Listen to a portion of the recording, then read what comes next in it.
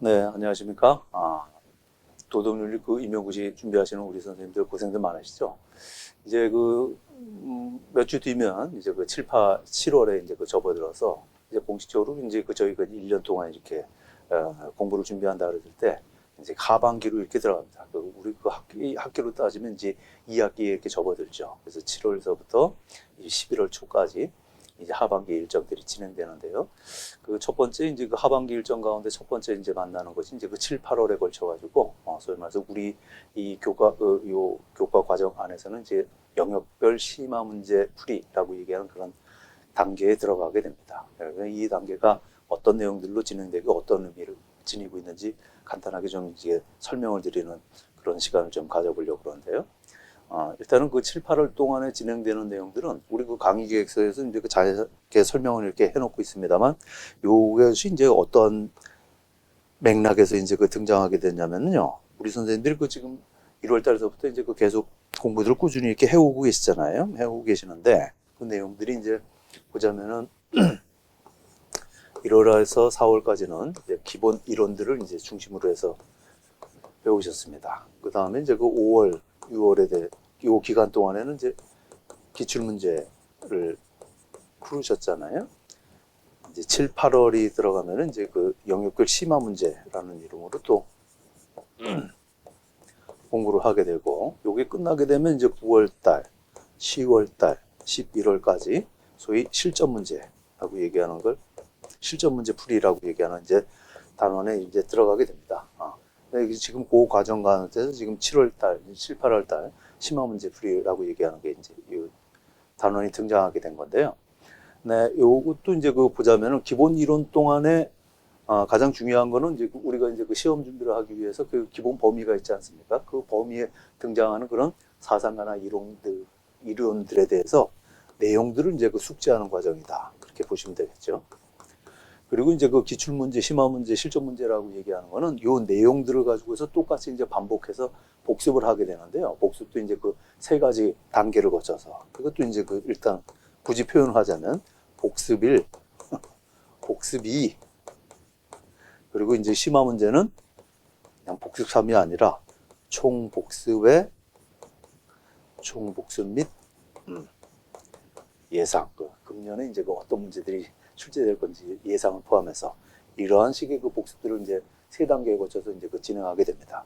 근데 복습 1, 복습 2라고 얘기하는 요 단계는 어떤 식으로 우리 선생님들이 이해를 하시면 되냐면은 지금 우리가 시험 보아야 되는 이제 그 범위들이 이렇게 있다라고 치잖아요. 이렇게 범위들이 있으면은 그 가운데 이제 그 기출이라고 얘기하는 내용이 있고, 이 범위 내에서 이 범위 가운데서 아직 출제되지 않은 내용들이 있을 거 아니겠습니까? 혹시 이제 그 표현하자면 미출 이렇게 그 표현을 한번 해볼게요.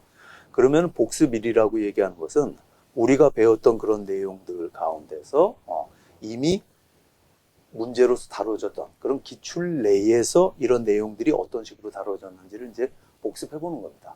무슨 말씀인지 이해하시겠죠? 똑같은 내용들을 복습하기는 복습하는데 우리 그 임용고시에서는 뭐예요? 이런 내용들이 문제로서 어떤 형식으로 꾸려져 가지고 우리가 배웠던 내용들 가운데서 구체적으로 어떤 부분들이 출제됐는지 그런 것들에 관심을 가지면서 한번 복습해보는 그런 시간이 소위 말해서 기출문제 풀이 시간이었다 이렇게 보시면 되겠죠. 그러면은 심화 문제라고 얘기하는 거는 이 기출 외에 우리가 이제 그 시험 문제 이 영역 가운데서 아직 다뤄지지 않았던 부분들은 어떤 건지를 그런 것들을 중점으로 해가지고 한번 살펴보는 것이 소위 영역별 심화 문제 단계다. 이렇게 이해하시면 될 거예요. 그래서 이 영역별 심화 문제 단계에서는 똑같이 배웠던 내용들을 똑같이 반복하면서 복습은 하기는 하는데 그 내용들 가운데서 뭐가 기출 가운데서도 굉장히 중요한 요소들 있죠. 그런 중요한 요소들 포함해서 아직 출제되지 않았던 내용들은 어떤 것들이 있는지 출제 가능성은 있으면서 그런 내용들을 중심으로 해가지고 살펴보는 그런 단계가 소위 심화 문제 단계다. 이렇게 이해하시면 되겠습니다. 그래서 뭐 이 복습 문제는 기출 문제하고 관련되지만 복습 2단계에서는 이제 그 미출과 관련된 문제들을 이제 그 문제 형식으로 해서 다시 한번 복습한다. 이렇게 보시면 되겠습니다.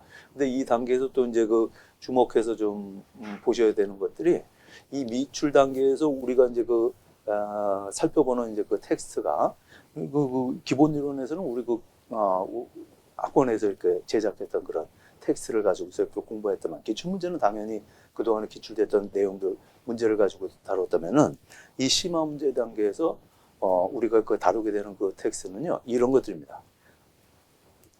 보통 이제 그 필독서라고 얘기하는 것이 두 가지가 있는데, 필독서도 필독 원전이 있고, 필독 기본서라고 얘기하는 게 있죠.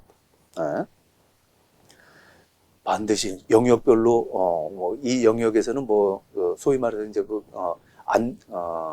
이 영역에 대한 개론서 같은 것들, 그 개론서들 가운데서 반드시 봐야 되는 그런 개론서들이 있다. 우리 선생님들도 어느 정도는 그 내용들도 알고 계시잖아요. 그런 개론서들 이제 그 기본서라고 얘기하는 거고, 그리고 그거 말고 또 그 글자들이 이제 이 중요한 사상가들이 직접 쓴 그런 원서들 얘기죠. 그 원서들은 이제 그 원전이라고 얘기하는데, 이 복습 2단계에서 실전 문제 단계에서는 기본 텍스트가 이 두 가지를 이제 활용을 하게 됩니다. 두 가지를 활용하는데, 예를 들어 가지고 기본서 같은 경우에는 서양 윤리 혹은 정치사회 사상, 또 이제 교과교육, 동양윤리, 이렇게 네 영역과 관련해 가지고 반드시 봐야 되는 기본서들이 있어요. 근데 서양 윤리하고 정치사회 사상은 최근에 와 가지고 우리 학회에서 학회 차원에서 공식적으로 이제 발간한 그런 개론서들이 있습니다. 서양윤리 사상서, 정치사회 사상과 관련해서. 그런 내용, 그 책들을 우리 선생님들이 반드시 보셔야 되는데, 우리 심화 문제 이 단계에서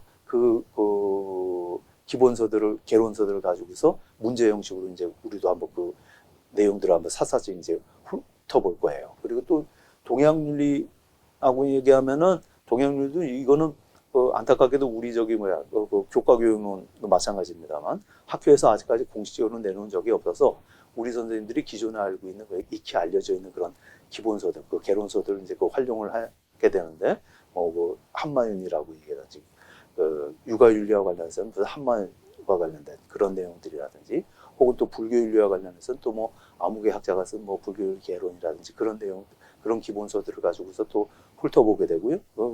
교과교육론도 마찬가지입니다. 근데 문제는 이제 원전인데요. 원전도 우리 선생님들이 보셔야 될 필요가 있는 원전들이 있어요. 그러니까 어떤 원전이냐면, 제가 처음에 우리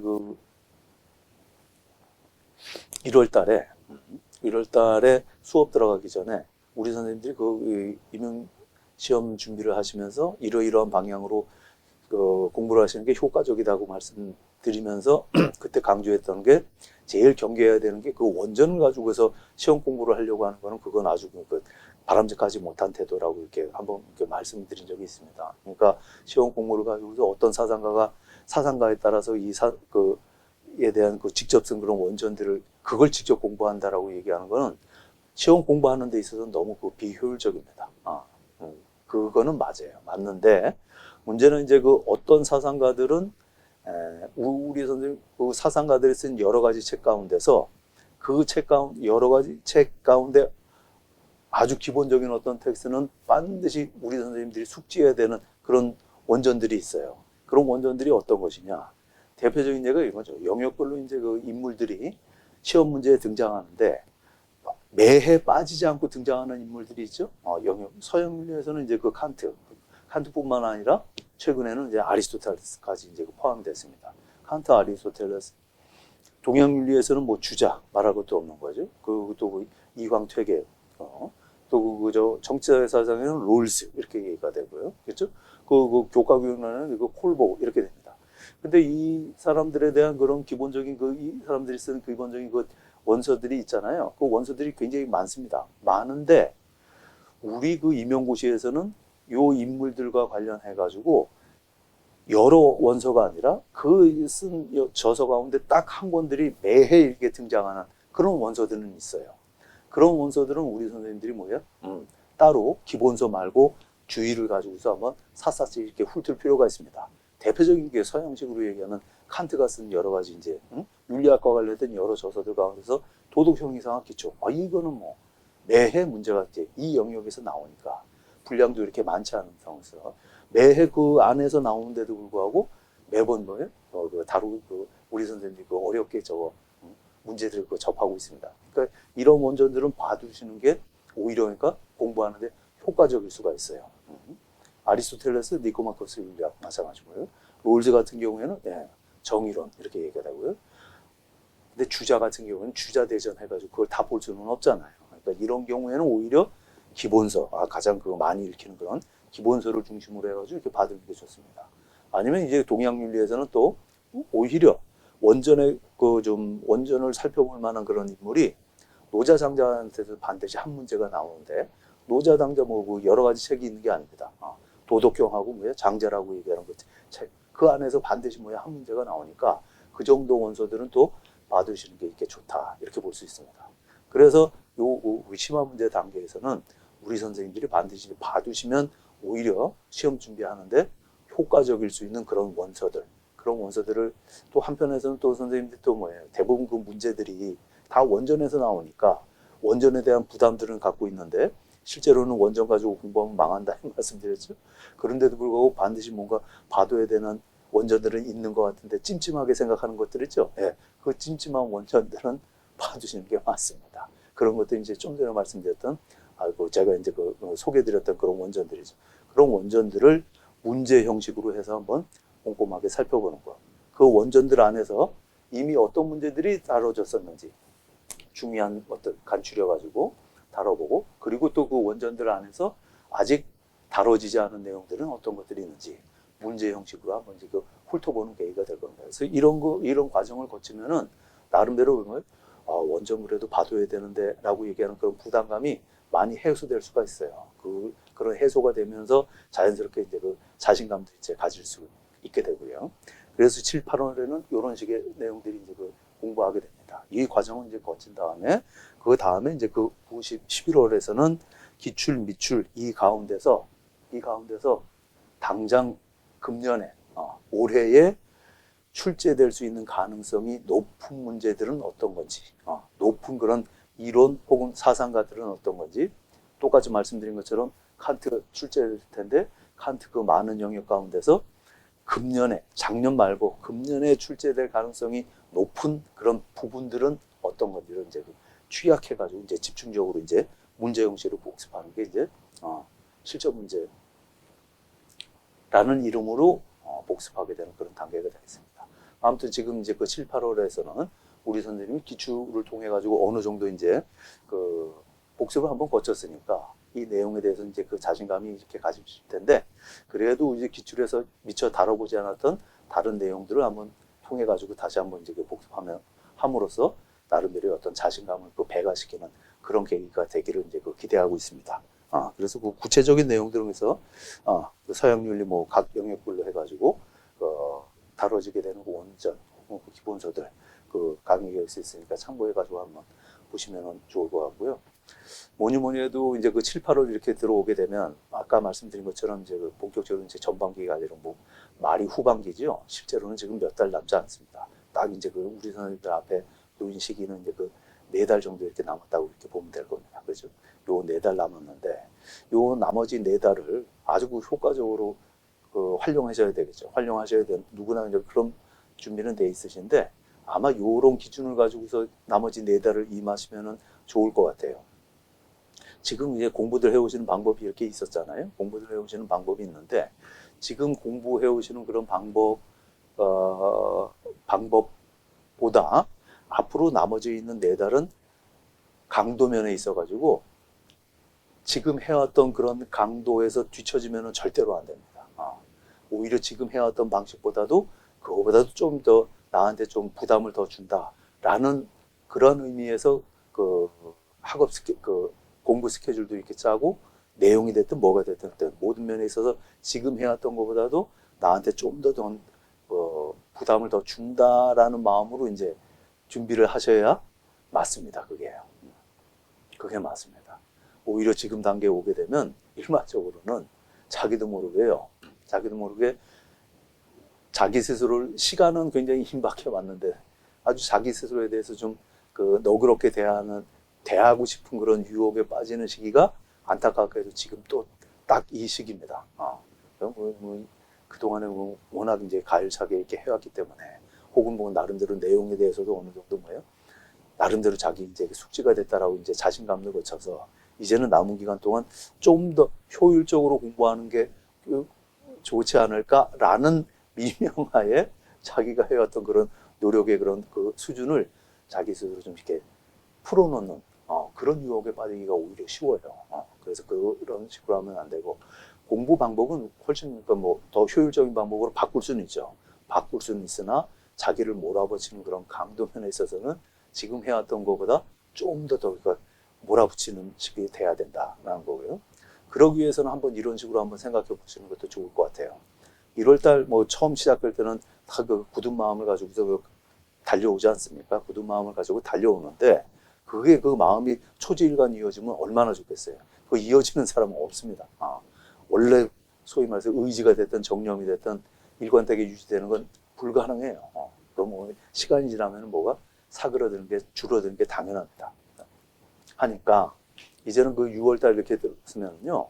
지금까지 내가 해왔던 거는 그냥 싸그리 무시하고 내가 지금까지 어떻게 해왔다는 거 그거 그냥 그 싹 잃어버리고 난 지금까지 어떻게 뭐를 해왔는지 접고 앞으로 4달만 바라보고 나는 지금까지 뭐 열심히 공부해서 안 했어. 그런 기억 접어버리고 앞으로 나는 이제 4달만 공부해가지고 시험에 합격할 건데 이 4달을 내가 어떤 마음으로 할 건지 그런 마음가짐으로 한번 다시 새롭게 달려드시면은 어떨까 그런 마음, 그 생각이 이렇게 듭니다.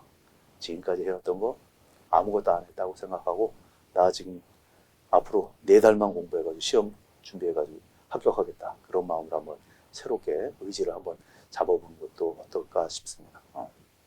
아무튼 지금까지 많이 고생한 거 아는데 지금까지 했던 거 조금만 더 분발하셔서 지금까지 해왔던 노력들이 더 이제 그 의도했던 성과를 이렇게 거둘 수 있도록 조금만 더 용기 내시기 바랍니다. 그런 과정에 우리 그 7, 8월 요 2달 동안의 과정이 우리 선생님들이 그런 결실을 거두는 데 있어서 나름대로 아주 그 좋은 계기가 되리라고 생각합니다. 좋은 계기로 한번 이용해 보시기 바랍니다.